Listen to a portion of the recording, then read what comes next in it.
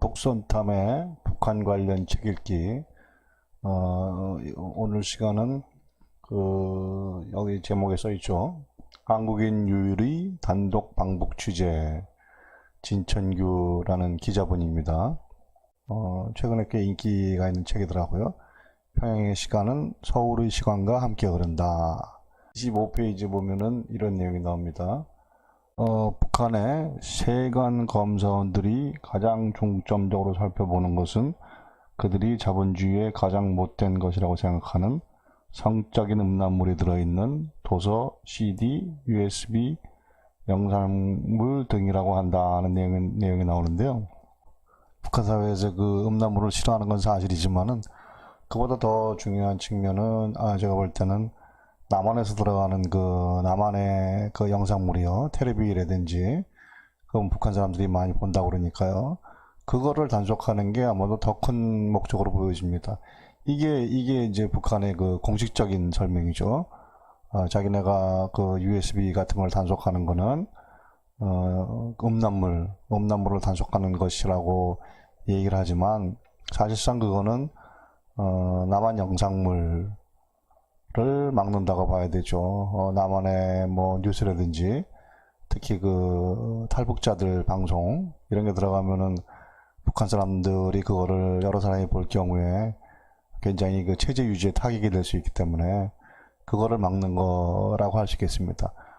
진청규 씨는 한겨레 신문 사진기자 출신이고요. 현재 미국에 거주하는 미국 영주권자죠. 근데 이 책에 보면은 이 양반이 2017년 10월 달에 북한에 들어가게 되는데 들어가게 된 과정 얘기가 나와요.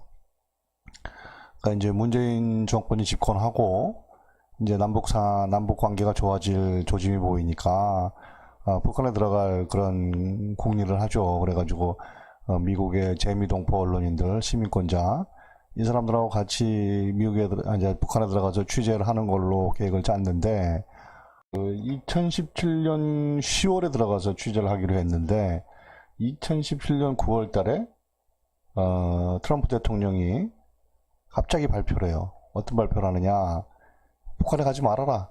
북한에 가면은 미국 시민권자로서 북한에 간다 그러면은 앞으로 10년 동안 여권을 압수하겠다 하는 그런 조치를 내려요. 그러니까 진천규 씨하고 같이 북한에 들어가려고 그랬던 미국 재미동포 시민권자 언론인들은 들어갈 수가 없죠. 10년 동안 여권을 압수한다니까. 그래도 진천규 씨는 방북을 해요. 그러니까 진천규 이번에 뭐라 그럴까, 결의 이런 걸 잘 알 수가 있죠. 그래도 저 같으면은 겁이 났을 것 같아요. 영주권자는 어디까지나 국적은 한국 사람이니까. 그런데도 진청규 씨는 자기 혼자라도 가겠다 하고 방북을 해요. 혼자라도 들어가겠다고 그렇게 했느냐 하는 자신의 동기 이런 게 나와요. 그래서 첫 번째가 자기는 평양의 상주 특파원이 되는 게 자기의 첫 번째 소원이고, 두 번째는 통일 TV 관련해서 북한의 영상물에 대한 저작권을 확보하는 것이기 때문에 이 두 가지가 자신의 꿈이기 때문에 자신은 들어간다 하는 내용이에요. 이 통일 TV가 뭔지는 뒤에 내용이 나오니까 그때 소개하겠습니다. 이런 진청규 씨의 뜻에 대해서 북한은 상주 특파원은 당장은 안 되지만 일반 특파원은 가능하다. 그러니까 언제라도 취재를 원하면 하게 해주겠다 하고 그렇게 답변을 줬다고 해요. 세 가지는 꼭 지켜달라. 당신은 사진 전문 기자고 또 평양에서 취재를 하니까 그 대신 세 가지는 꼭 지켜달라 하고 부탁한 게 있는데 이거 좀 들을 필요가 있을 것 같아요. 첫 번째는 사진을 찍을 때 김일성이든 김정일이든 동상 사진 이런 게 많을 거 아니에요, 북한에는. 근데 그런 걸 찍을 때 신체 일부가 잘리거나 가려지거나 그러면 안 된다는 거죠. 그렇게 되지 않도록 찍어다오. 그래서 이게 이제 북한에 간 많은 사람들이 그 얘기를 하죠. 뭐, 그 버스가 다니는, 버스 타고 이제 취재를 다니는데, 그 창문을 다 가리고 뭐 이런 행동을 하는 게 왜 그러느냐. 그 이유가 여기 나오죠. 차량으로 이동할 때 창밖을 찍지 못하게 하는 중요한 이유 중 하나가 그 스치듯 지나가는 그런 차 안에서 사진을 찍으면 김일성이나 김정일의 뭐 신체 부위가 일부 잘린 상태로 사진이 나고 그러니까 그러면은 그 이른바 이제 그 일꾼들이 그 불이익을 당할 수가 있는 모양이에요. 그러니까 저희로서는 좀 상상이 잘 안 되는 거죠.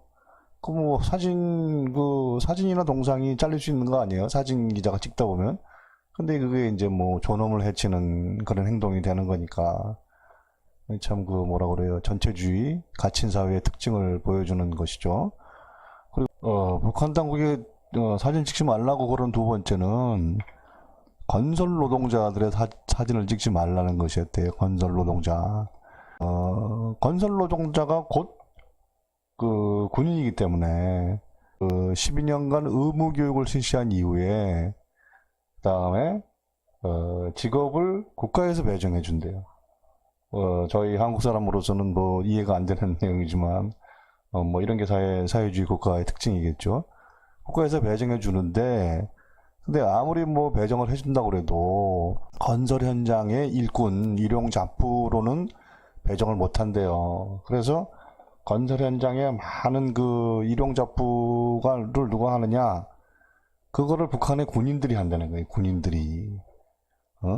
누군가는 건설 현장에서 일용 잡부를 해야 되는데, 그거를 사회주의 노동당에서 배정을 함부로 못 하니까 결국은 군인들을 동원해서 그 일을 하는데 건설 현장에 일용 잡부 일을 하는 거를 남한 기자들이 찍어서 언론에 내고 그러는 것에 대한 굉장히 반감이 있는 모양이에요. 그리고 또 남한에서 군사훈련을 하면은 그 북한에서 굉장히 싫어한다는 거 아니에요. 싫어하는 게 여러 가지 있지만 이런 거죠. 그러니까 남한에서 군사훈련을 하면은 남한에서 비행기 전투기를 띄우면 북한에서도 전투기를 대항해서 띄워야 되기 때문에 돈도 많이 들고 그런 것도 있지만 일단 그 남한에서 뭐 팀 스피릿 이런 훈련을 하면은 이 건설 현장에서 일하던 군인 노동자들이 다 원대 복귀를 해야 되는 거예요. 일단은 그러면은 그 현장에 많이 차질이 생기기 때문에 그래서 그 아주 싫어한다는 거예요. 그 군사훈련 이런 거를. 네, 그리고 이 책은 기본적으로 진청규 씨가 사진 기자이기 때문에 사진집의 성격도 굉장히 강해요. 그래서 뭐 이 책에 나온 사진을 다 보여드리면 안 되지만 이거 한 장만은 꼭 보여드리고 싶은 게 이게 이제 평양 지하철에 안을 찍은 겁니다. 여기 보면은 영해군인 자리라고 돼 있죠. 그러니까 남한으로 치면은 저희는 이제 뭐 노약자석이잖아요. 근데 이 북한에서는 제일 이렇게 우선적으로 자리를 비워줘야 되는 게 영웅, 명예군인한테 자리를 양보해야 되는 거예요. 그러니까 이 굉장히 그 뭐라 그럴까 전체주의 군사주의 사회 군이 중심이 되는 김정일이라는 사람이 그 선군 정치라는 용어도 썼지만 굉장히 군 중심으로 굴러가는 나라였다. 여태까지는 물론 이제 김정은이 집권한 이후에는 군을 제일로 내세웠던 아버지의 선군 정치를 벗어나서 다시 조선노동당이 정권을 지는 그런 시스템으로 바뀌고 있다고는 하지만 그리고 이 책의 또 하나 특징이라고 그러면요, 이 책 표지에도 이런 부분이 나오지만 그 북한 그 평양의 지도를 공개하고 도대체 평양이라는 곳이 어떻게 구성되어 있냐 하는 거를 설명을 해주죠. 그래서 평양은 그건 이렇게 생긴 것 같아요. 이게 대동강이고 대동강이 이렇게 내려가요.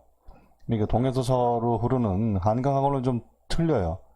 달라요. 그래서 이렇게 여기가 이제 이렇게 북쪽에서 내려오고 꺾어져서 이제 서쪽으로 가는 거죠. 그래서 평양의 중심 지역은 이쪽이더라고요. 이쪽. 여기는 이제 좀 교외 지역이고. 그래서 이 주차장탑이 어딨냐면은, 이게 대동강이고요. 대동강의, 그러니까 대동강의 북쪽에 이 김일성 광장이 있고, 김일성 광장 건너편에 있죠. 주차장탑은. 강의 남쪽에. 이 주차장탑 뒤에 보면요, 조선노동당 창건 기념탑이라는 게 있다고 그럽니다. 근데 이 조선노동당 창건 기념탑의 위치는 만수대 언덕의 김일성, 김정일 동상에서 2160m 지점에 있대요. 저는 이 숫자가 꽂히더라고요. 2160. 이게 뭐냐면요. 그러니까 김정일의 생일이 2월 16일이에요. 그래서 김정일은 자기 생일을 굉장히 좋아했대요. 2하고 1하고 6을 합치면은 9가 되니까 아주 끝수가 높은 거죠. 9굿이 되니까. 그래서 탑을 짓는 지점을 2월 16일에 마친 거예요. 그리고 2월 16일은 북한에서 광명성절이라고 공휴일이 돼 있죠. 아주 큰 행사날이고, 물론 제일 큰 행사날은 태양절이라고 그래가지고, 김일성의 생일 4월 15일을 태양절이라 해서 제일 큰 명절로 치죠. 그러니까 하여튼 참, 앞으로 남북 관계가 좋아지고, 통일이 되면은 참 여러 가지 할 일도 많지만, 이 국경일을 도대체 어떻게 할 것이냐 하는 것도 큰 과제 중에 하나라고 생각이 돼요. 왜냐면은 북한은 제일 큰 명절 두 개가 김일성, 김정일의 생일로 되어 있기 때문에 이렇게 북한은 모든 사회가 김씨 왕조 중심으로 되어 있는 사회예요. 이런 이런 세세한 숫자에도 김정일의 생일 관련 사항을 넣고 싶어하고 저희로서는 잘 이해하기 힘든 사회죠. 진청규 씨가 현재 준비하는 방송국이 있대요. 케이블 방송국. 통일TV라고 이름을 지은 모양이에요. 여기, 아까도 말씀드렸지만, 재미 동포 언론인, 시민권자 언론인들하고 같이 방북 취재를 기획했다가, 결국 자기 혼자만 들어가게 된 이유는 무엇이냐. 자기는 평양의 상주 특파원이 되는 게 꿈이고, 첫 번째 꿈이고, 두 번째 꿈은, 이 통일TV 관련해서 북한 영상물의 저작권을 따는 거다. 그래서 자기는 무조건 가야 된다. 그러고 들어갔다고 그랬잖아요. 지금 통일TV 준비를 자기가 하고 있다는데, 저는 이 통일TV가 나오면 굉장히 좋을 것 같아요. 그래서 진청규 씨가 이 통일TV에서 하고자 하는 건 뭐냐면은, 체제나 정치적인 주의 주장 이런 거랑 상관없이, 남한 사람, 북한 사람이 모두 즐길 수 있는 역사물, 임진왜란 관련이라든지, 임꺽정 관련이라든지, 이런 내용, 그런 또 역사 드라마, 또 자연 다큐멘터리, 백두산의 사계, 금강산의 동식물 등등, 또 북한 사람들이 먹는 음식 관련 프로그램 등을 제작 방영하는 케이블 채널 전문 방송이다. 이런 영상물을 보는 게 굉장히 중요하죠. 제가 다른 책에서 본 내용인데, 북한 사람들이 남한 텔레비에서 제일 관심 있게 보는 게 두 가지가 있대요. 하나는 뭐냐면은, TV조선 채널A에서 많이 하는 탈북자들이 나오는 방송을 북한 사람들이 아주 주의 있게 본대요. 볼 수밖에 없겠죠. 그리고 또 하나 북한 사람들이 아주 눈여겨보는 거는, 6시 내 고향 이런 프로들 있잖아요. 왜? 각 지역에 먹을 거 보여주는. 그러면은 그런 걸 보고 북한 사람들이 굉장히 놀란대요. 먹을 게 저렇게 많고, 음식 재료들이 무한정이니까. 근데 사실 그런 걸 보면서 굉장히 친밀감을 느끼잖아요. 한국인의 밥상 이런 프로그램 되게 좋아하거든요. 보면 편안하고. 그래도 거기 사람들이 뭘 먹고 사는지 하는 걸 보면 굉장히 친밀감을 느끼게 돼요.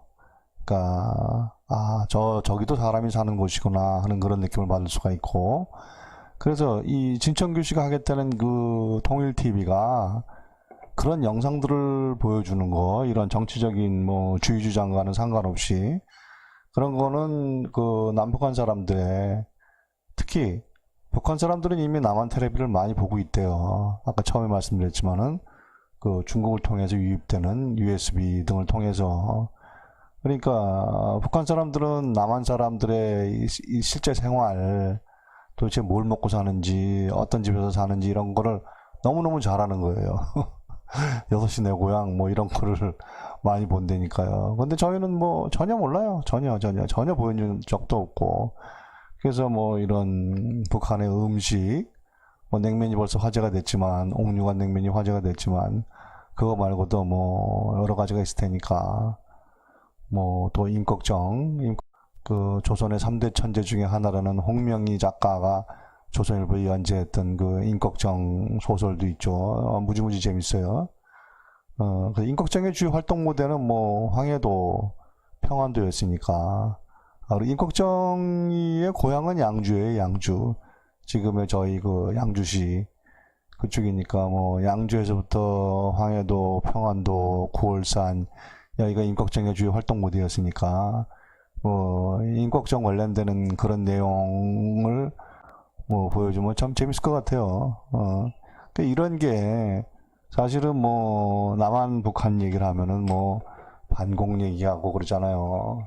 근데 그런 거는 사실은 어떤 면에서 덜 중요한 거고, 실생활을 서로 보고 보여주고 하면은 그렇게 이해를 한 상태에서 아, 사람 사는 건 똑같구나 하는 이해의 바탕을 깐 다음에, 그 다음에 무슨 뭐 그 다음에 이제 정치 얘기는 사실은 그 다음에 해야 되는 얘기죠.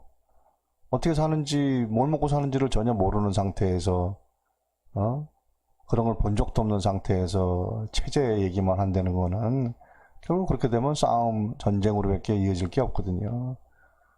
그러면서 이 진청규 씨가 하겠다는 통일TV가 언제 시작할지 모르겠지만, 시작하게 되면 뭐 굉장히 의미 있는 방송이 될 거라고 저는 생각해요. 다음에 또 좋은 내용으로 찾아뵙겠습니다. 고맙습니다.